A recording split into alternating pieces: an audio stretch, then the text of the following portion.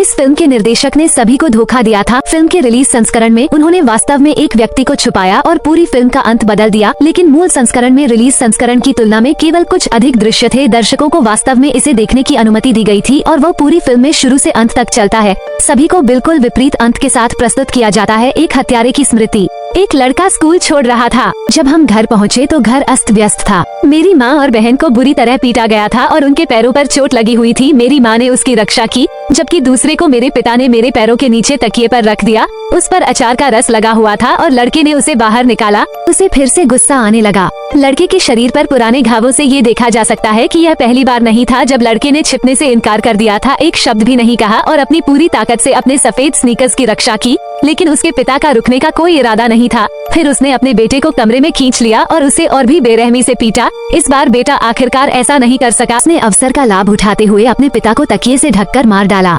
फेंगाओ लड़के ने चुपचाप अपने पिता को बंजर भूमि में दफना दिया, लेकिन कई दिनों तक कुछ नहीं हुआ। इसके बजाय परिवार बहुत बड़ा हो गया, अपने पिता के बिना अधिक स्थिर। इस घटना ने उसके संज्ञान को पूरी तरह से बदल दिया। अगले कुछ दशकों में लाओ जिन ने लोगों को एक जुनूनी व्यक्ति की तरह मारना शुरू कर दिया। जब तक वह सोचता था कि वह एक बुरा व्यक्ति है, चाहे वह एक आदमी हो एक महिला, वह लाओ जिन के चंगुल से बच नहीं सका।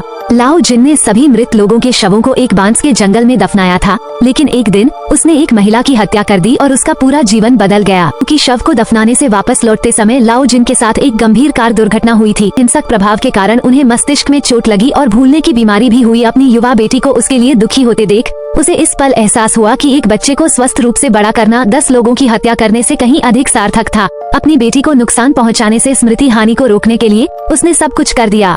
दैनिक जीवन और हत्याओं की यादें कंप्यूटर में दर्ज की गईं। जैसे जैसे समय बीतता गया, लाओ जिन ने एक पालतू पशु अस्पताल का प्रबंधन किया। आज उनकी बेटी यूशी बड़ी हो गई है। खबर ने अतीत की अड़चन को तोड़ दिया। देर रात लाओ जिन ने सड़क पर एक महिला को अपनी ओर लड़खड़ाते हुए देखा और जैसे ही महिला आगे बढ़ी, उसकी याददाश्त तुरंत भ्रमित हो गई। उसने उसकी गर्दन जोर से दबा दी। ये सुनकर उसके पिता लाओ जिन जाग गए। ये पता चला कि वह बीमार पड़ गए थे और जब उन्होंने अपनी बेटी को दूसरे के रूप में देखा तो उन्होंने लगभग उसे मार डाला। इससे उसे एक भयानक बात का एहसास भी हुआ। हालांकि स्मृति अभी भी थी, धीरे धीरे, लेकिन उसका हाथ आदतन याद रखता था कि अगर वह इसी तरह जारी रहा तो उसकी बेटी जल्द ही उसके हाथों मर जाएगी। वे दोनों उस दिन टीवी देख रहे थे। एक समाचार ने लाओ जिन का ध्यान आकर्षित किया। पुलिस को 3 लाशें मिली। मुख्य बात यह है कि लाओ जिन ने हत्यारे की हत्या की विधि की खोज की बिल्कुल उसके जैसा ही था। क्या उसने खुद ही उस व्यक्ति को मार डाला और फिर इसके बारे में भूल गया? उसने जल्दी से पत्थर की ईंटों को खोदकर निकाला, जिसके तलवे बहुत साफ थे। अपराध, लेकिन वह दर्जनों जिंदगियों के परिणाम भुगत रहा था जो देर सबेर आने वाले थे। उस दिन घर जाते समय उसका ध्यान भटक गया और वो यात्री का टेप रिकॉर्डर लेने चला गया, जिसके कारण उसके सामने कार में चुंबन हो गया। लाओ जिन जांच करने के लिए कार से बाहर निकले, लेकिन सामने वाली कार का चालक चुप रहा। इस समय लोगों को मारने के अपने कई वर्षों के अनुभव के साथ लाओ जिन ने पाया कि कार की डिक्की से खून बह रहा था। शायद डिक्की में एक लाश थी। उसने सहजता से अपना रुमाल निकाला और डिक्की से खून की एक बूंद टपका दी। तभी कार में सवार ड्राइवर ने तुरंत डिक्की बंद कर दी और कहा कि बस एक हिरण को उसने मारा और मार डाला और इसे भूलने और अपने अलग रास्ते पर जाने की पेशकश की। लेकिन लाओ जिन का मानना था कि भविष्य में सुविधा के लिए जिम्मेदारी उनकी है और उन्होंने दूसरे पक्ष से पूछा उसकी संपर्क जानकारी के लिए, लेकिन दूसरे पक्ष ने उसे अस्वीकार कर दिया। वह रुका और चला गया। हालांकि लोगों को मारने के अपने कई वर्षों के अनुभव के आधार पर उसने फैसला किया कि इस युवक के साथ कुछ गड़बड़ है। रिकॉर्डर और पूरी प्रक्रिया को रिकॉर्ड किया। जब वो घर लौटा तो उसने रुमाल पर खून की जांच की और उसे पास किया। माइक्रोस्कोप ने निर्धारित किया कि उसके पास ओ प्रकार का रक्त था। ये और भी निश्चित था कि यात्रा बैग में वो व्यक्ति था, उसका कोई ब्लड ग्रुप नहीं था। रात में उसने पुलिस को एक गुमनाम कॉल करने के लिए एक सार्वजनिक फोन का इस्तेमाल किया।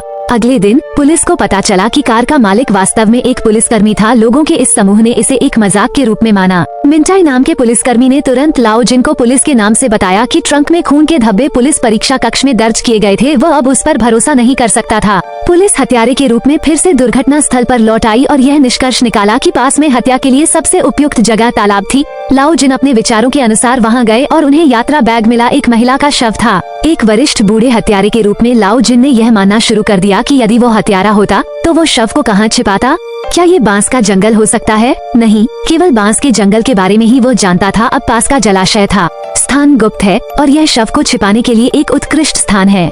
लाओ जिन ने वास्तव में शव पाया और बैग खोला। वह लगभग निश्चित था कि वह आदमी हत्यारा था। अगली सुबह पुलिस को फिर से एक रिपोर्ट मिली। शव को ठिकाने लगाने के परिचित दृश्य को देखकर हत्यारा गहरी सोच में पड़ गया।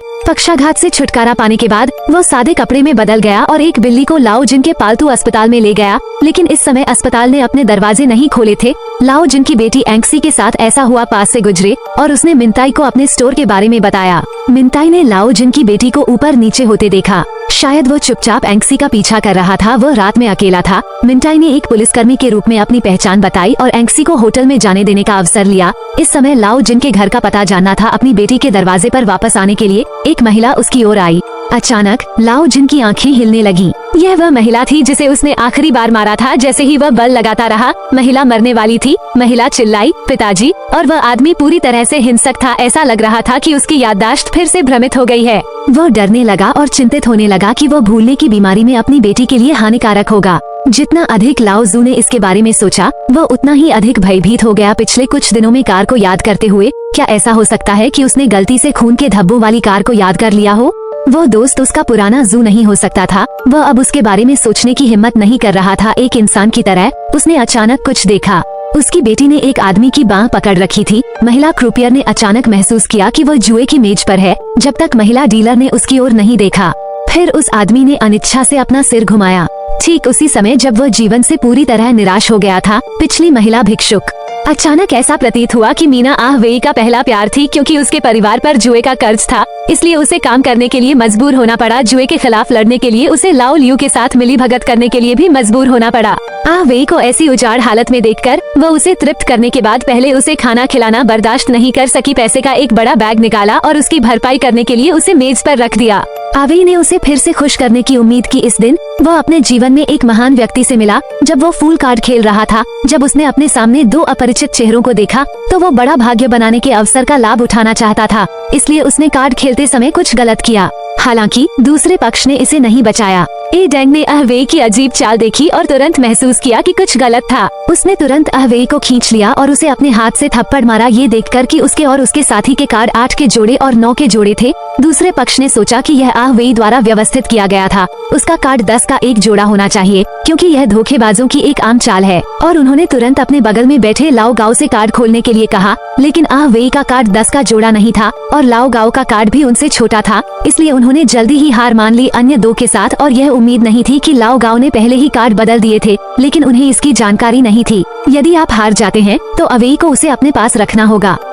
साथ ही उस पर अभी भी कैसीनो का कर्ज है, लेकिन उसे डोमिना के हाथ का उपयोग करने की आवश्यकता नहीं है। जुए का खेल जल्द ही शुरू हो गया। कार्ड, जबकि आहवेई उसकी आंखों को तब तक देखती रही जब तक कि उसकी पुतलियां फैल नहीं गई। उसने तुरंत एक कार्ड निकाला और फिर मीना ने कार्ड खोला। यह 9 की एक जोड़ी थी, लेकिन जब नेता को गर्व हुआ, आहवेई को 10 का एक जोड़ा मिला। स्थिति तुरंत उलट गई। नेता के चेहरे पर तमाचा पड़ा और उसका चेहरा चमक उठा। इस समय मीना ने धीरे धीरे अपनी आंखें कसकर बंद कर ली और आहवेई के आगे बढ़ने का इंतजार करने लगी। कुछ भी नहीं किया। वो झिझका और चाकू घोंप दिया। अप्रत्याशित बात ये थी कि आहवेई ने वास्तव में चाकू उसके हाथ में डाल दिया। नेता हैरान लग रहा था, लेकिन फिर भी असंतुष्ट था, इसलिए उसने मीना पर फिर से चाकू मारा। चाकू बाहर निकालने के लिए आगे बढ़ा। जब अवेई बाहर आया तो उसने अपनी भावनाओं को व्यक्त करने के लिए सिगरेट की एक छोटी बोतल निकाली, लेकिन नेता ने ये देखा और कार्रवाई करने के लिए आगे बढ़ने ही वाला था कि उसने नेता को धक्का दे दिया और अवसर का लाभ उठाया। मीना का वेश्यावृत्ति उपकरण प्राप्त करे, उसे जलाकर राख कर दिया और आग उधार ली।